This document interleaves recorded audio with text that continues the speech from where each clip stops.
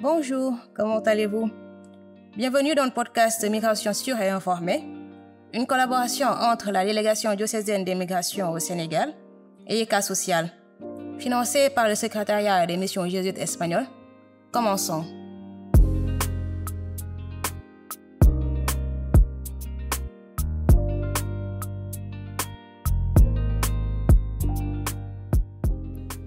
Les femmes représentent aujourd'hui près de la moitié de la population migrante mondiale et leur nombre ne cesse d'augmenter.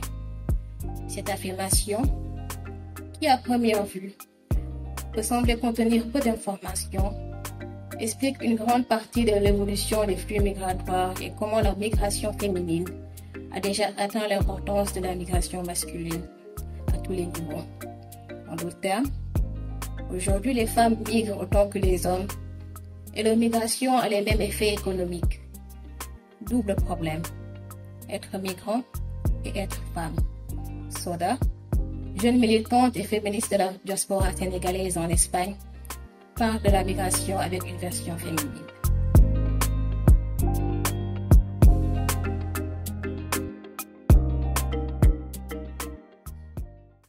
Bonjour, je m'appelle Soda Niass. Je suis une Sénégalaise de Dakar qui vit actuellement à Las Palmas.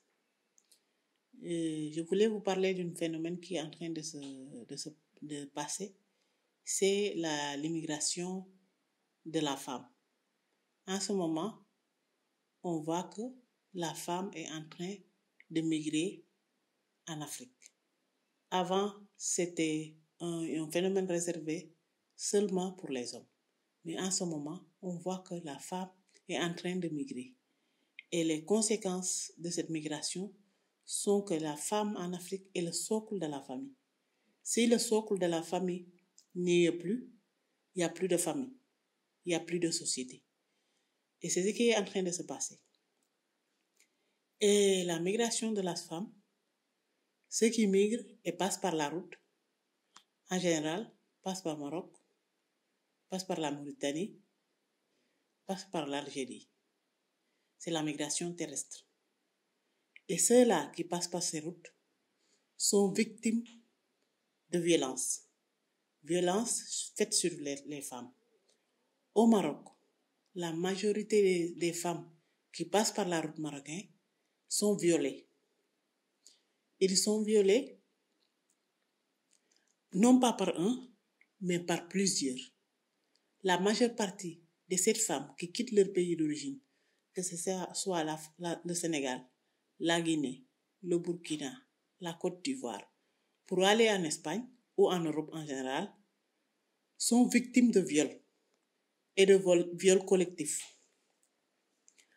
Donc, toutes ces femmes, non seulement risquent d'être violées en venant en Europe sur leur chemin, donc ils quittent, la majeure partie quittent leur pays d'origine sans enfants et arrivent en Europe soit enceintes, soit avec un enfant entre les bras, soit avec un traumatisme qu'on ne peut pas expliquer, qui leur suit toute leur vie.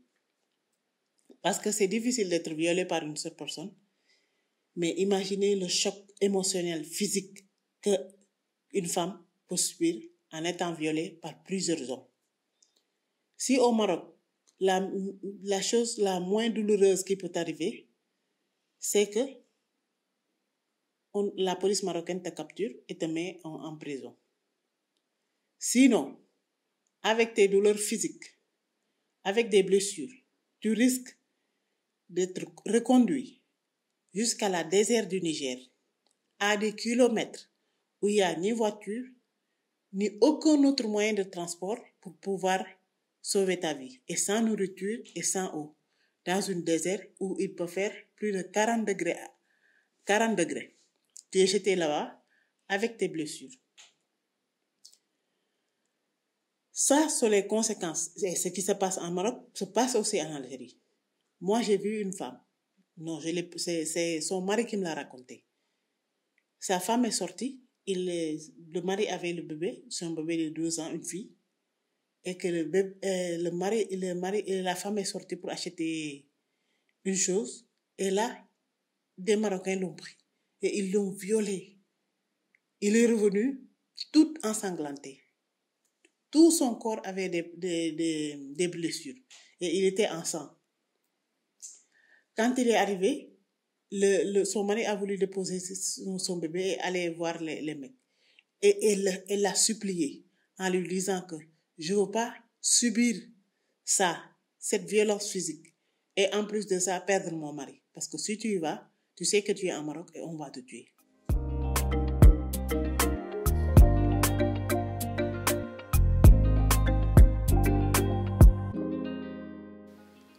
Si on peut violer une femme avec un mari et un enfant, imagine une autre femme sans défense.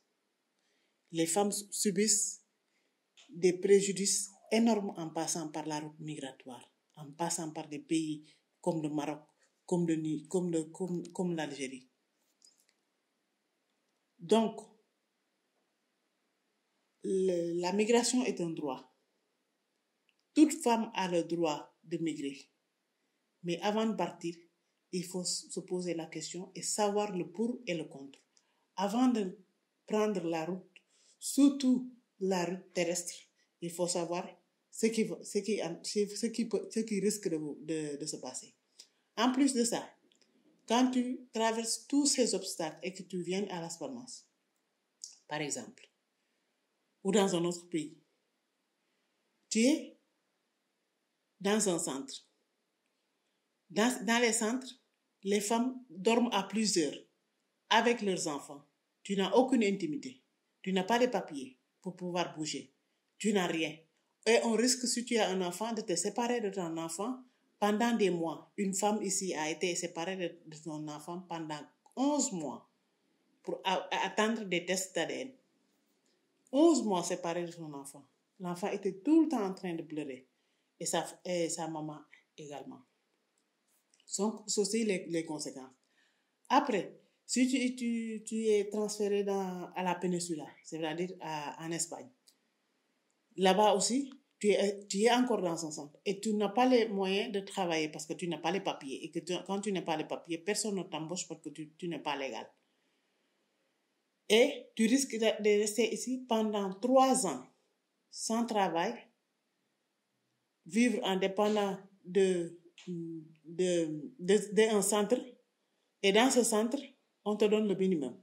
Tu n'as aucune intimité, tu ne peux pas travailler pour aider ta famille qui est restée au pays.